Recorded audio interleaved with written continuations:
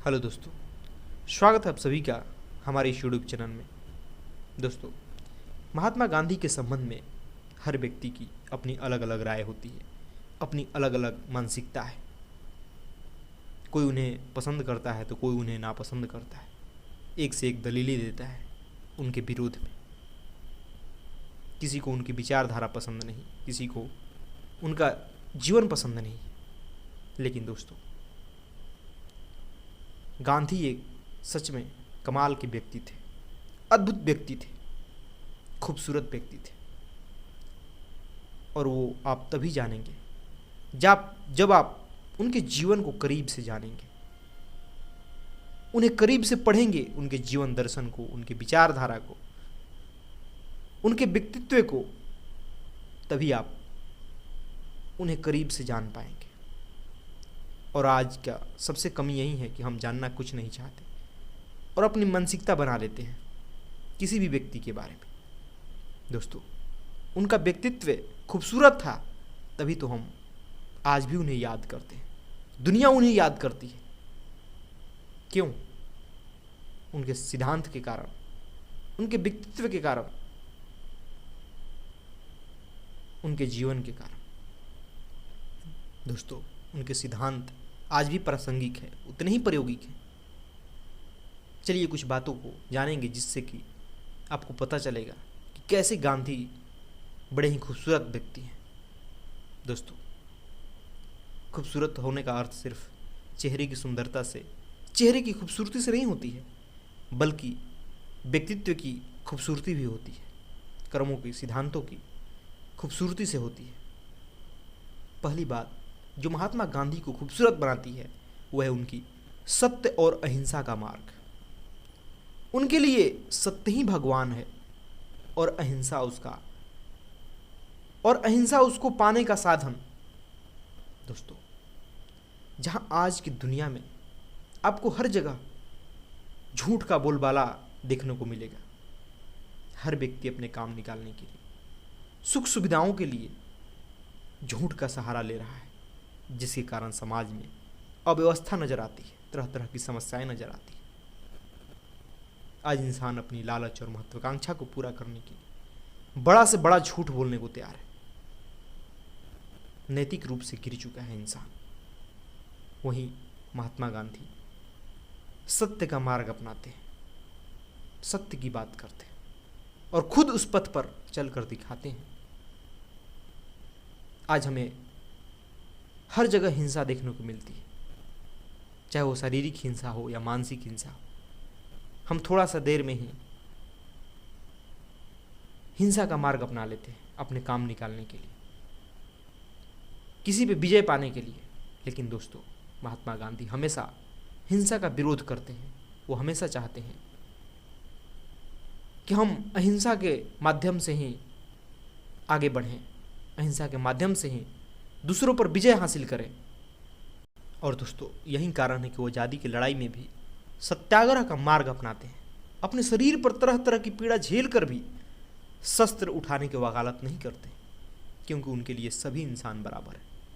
वो अपने दुश्मन का दिल जीतना चाहते हैं, अपने व्यक्तित्व से, अपने सिद्धांतों से, अपने कर्मों से, अपने विचारों से। और दोस्तों, यह सच्चाई है कि उनके व्यक्तित्व के कारण उनके दुश्मन भी उसे सलाम करते थे, उनकी इज्जत करते थे। जो उनके विरोधी थे वो लोग भी उन्हें इज्जत देते थे ना। खूबसूरत व्यक्ति। और एक बात जो उन्हें खूबसूरत बनाती है वो उनकी जीवन शैली। वो सादगी को पसंद करते हैं और फिजूल खर्ची से बचते हैं। हम सभी उन्हें सिर्फ एक धोती पहने हुए देखते हैं, जो सभी को अचंभित करता है। इतने बड़े व्यक्तित्व, इतना महान पुरुष और सिर्फ एक धोती पहने हुए। आज के दौर में देखें तो जितने भी बड़े लोग हैं, जितने भी बड़े नेता हैं, प्रसिद्ध व्यक्ति हैं, महंगे से महंगे वस्त्र पहनते हैं। उनकी जीवन शैली चकाचौंध भरी होती है। वो कभी पैदल नहीं चलते, हमेशा महंगी गाड़ी, महंगे वाहन में सफ़र करते हैं। उनके रहने का, ठहराव का व्यवस्था खर्चीला होता है। वहीं महात्मा गांधी अपनी लाठी उठाकर पैदल ही सैकड़ों मील की सफ़र कर लेते थे, अपने से बनाई हुई आश्रमों में रहते थे। खान पान बिल्कुल देसी और साधारण, यहाँ तक कि वो अपने रोग के इलाज के लिए भी देसी नुस्खों का ही प्रयोग करते थे, आयुर्वेद का ही सहारा लेते थे। दोस्तों, उनकी बहुत सारी ऐसी बातें हैं जो उनके व्यक्तित्व को उज्जवल बनाती है। तीसरी बात जो उन्हें खूबसूरत बनाती है वो है उनकी साफ सफाई के प्रति प्यार। वो हमेशा स्वच्छता को पसंद करते हैं और इतने सफाई प्रेमी थे कि कहीं पखाना भी गंदा दिखाई दे तो वो खुद ही उसका सफाई में लग जाते थे। फिर और सफाई की बात ही अलग है और यह बहुत जगह देखने को मिला है। वो हमेशा सफाई का कार्यभार अपने ऊपर लेते थे, क्योंकि दोस्तों वो स्वावलंबन को प्यार करते थे। इसलिए वो चाहते थे कि हमें अपने कपड़े भी खुद ही धोना चाहिए, सफाई के लिए सफाई वाले के भरोसे नहीं रहना चाहिए। और यही चीज़ उनके आश्रम में भी देखने को मिलता था। लेकिन आज के परिवेश में हम ठीक इसका उल्टा करते हैं। हमें चारों तरफ उल्टा देखने को मिलता है। हम बिल्कुल दूसरों पर निर्भर होते जा रहे हैं। इसी कारण हमारे जीवन में कई तरह की परेशानियां आती हैं, कई तरह की समस्याएं हैं। हम उससे जूझते रहते हैं क्योंकि हम स्वावलंबन को भूल गए। दोस्तों, महात्मा गांधी से इस चीज़ को जरूर हमें सीखना चाहिए। चौथी बात जो महात्मा गांधी को खूबसूरत बनाती है वह है उनका स्वदेशी से प्रेम। दोस्तों, उन्होंने हमेशा स्वदेशी को बढ़ावा दिया, कुटीर उद्योग को बढ़ावा दिया ताकि अपने देश का विकास हो सके। तभी तो वो अपनी धोती भी चरखे से काटी हुई सूत की बनी ही पहनते थे। उन्होंने विदेशी कपड़ों का बहिष्कार किया ताकि अपने देश के कपास उत्पादक किसानों की स्थिति सुधरे, आर्थिक रूप से हमारा देश सुदृढ़ बने और विदेशी शक्ति कमजोर पड़े। लेकिन दोस्तों, आज हम बिल्कुल इन बातों को नहीं सोचते हैं। हम आज अपने देश की चीज़ों का अनादर करते हैं। फैशन और भोगवाद के नाम पर विदेशी कंपनियां हमारे देश को लूट रही है और हम ही उनका सहयोग करते हैं। और इसका सबसे अच्छा उदाहरण हमारा पड़ोसी देश है चीन,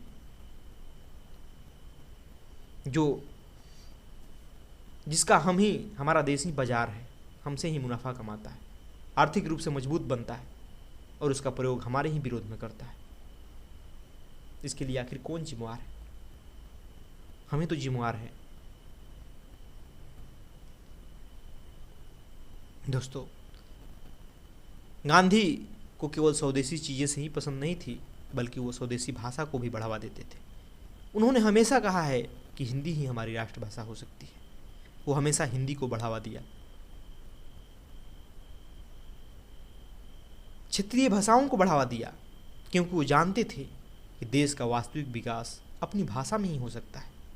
लेकिन दोस्तों, हमने उनके सपनों को तार तार कर दिया। आज हम अंग्रेजी के गुलाम हो गए हैं, उनकी संस्कृति का गुलाम बन गए हैं, उनके हर चीज़ का गुलाम बन गए हैं। तभी तो उनकी चीज़ें अच्छी लगती हैं और अपने देश की चीज़ें हमें खराब लगती है। हम अपने देश के चीज़ों को यूज करने में शर्मिंदगी महसूस करते हैं। दोस्तों, यह बड़े ही शर्म की बात है। गांधी की एक बात जो बहुत ही सुंदर है वो है उनका सर्वधर्म स्वभाव का सिद्धांत। दोस्तों, जहाँ आज के परिवेश में लोग अपने से भिन्न धर्म के, अपने से अलग विचारधारा के लोगों को देखना पसंद नहीं करते, देखना नहीं चाहते हैं, उनसे नफरत करते हैं, उनसे भेदभाव करते हैं, वही महात्मा गांधी सभी धर्मों के लोगों को समान दृष्टि से देखते हैं।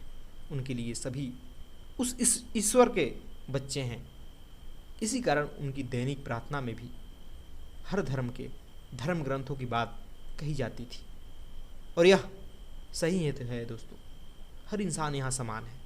बस उसका जन्म, शिक्षा, संस्कार किसी खास धर्म से संबंधित घर में लेने से, वैसे विचार और संस्कार ग्रहण करने से वो खुद को वही मान लेता है। पर दोस्तों, अगर हम कभी अपने विचारों से, मतांतरों से, संस्कारों से ऊपर उठकर देखें तो पता चलेगा कि हम में कोई भेद नहीं है, हम सभी इंसान एक ही हैं। दोस्तों, गांधी को धर्म की बहुत ही सूक्ष्म पहचान थी, बहुत ही धर्म को गहराई से जानते थे। उन्हें पता था कि वास्तविक धर्म क्या है, इसीलिए वो उस तरह से जीते भी हैं, सबको साथ लेकर चलते भी हैं, सबको समान दृष्टि से देखते भी हैं। यही उनकी बहुत बड़ी खूबसूरती है। दोस्तों, गांधी में ऐसी बहुत सारी बातें हैं, ऐसी बहुत सारे गुण हैं जो उन्हें खूबसूरत बनाते हैं। उसी में से एक है उनका गाँवों से प्रेम।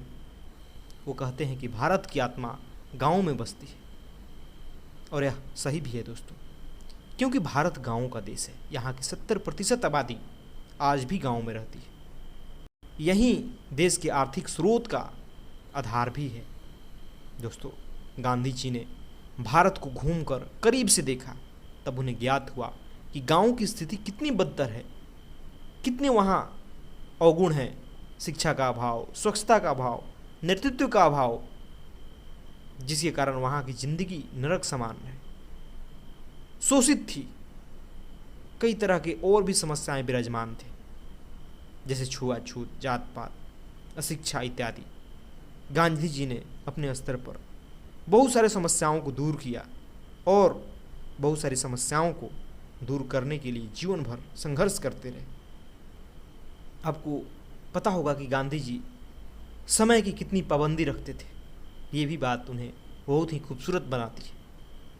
आज के परिवेश में देखें, जहाँ कोई भी मंत्रीगण, नेता हमेशा लेट पहुँचते हैं, हमेशा देर से आते हैं, वहीं महात्मा गांधी समय के इतने पाबंद थे कि वो हमेशा समय पर उपस्थित होते थे, बल्कि कभी कभी तो पहले भी पहुँच जाते थे जहाँ उनकी सभा होती थी।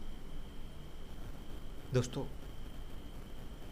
अंत में मैं अपनी तरफ से यही कहना चाहूँगा कि गांधी अद्भुत व्यक्ति थे, खूबसूरत व्यक्ति थे, और यह आप तभी समझोगे जब आप उनके जीवन को पढ़ोगे निष्पक्ष होकर, खुले मन से। मैं भी मानता हूँ कि उनमें कुछ विषमताएं हैं जो आपको पसंद नहीं आती होगी, उनके कुछ निर्णय पसंद आपको नहीं आते होंगे, पर दोस्तों, इस कारण उनके पूरे व्यक्तित्व को नकार देना बिल्कुल ही मूर्खतापूर्ण है। क्योंकि दुनिया के हर इंसान में कुछ न कुछ खामियां होती है, कुछ न कुछ कमियां होती है।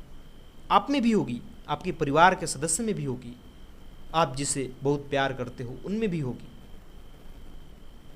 आप तो उनसे नफरत नहीं करते, क्यों?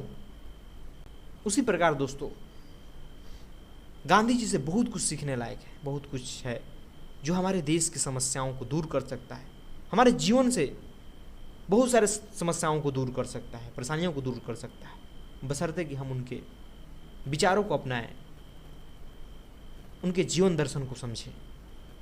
पर आज का युवा वर्ग पढ़ना और समझना कुछ नहीं चाहता है, बस प्रतिक्रिया देना जानता है।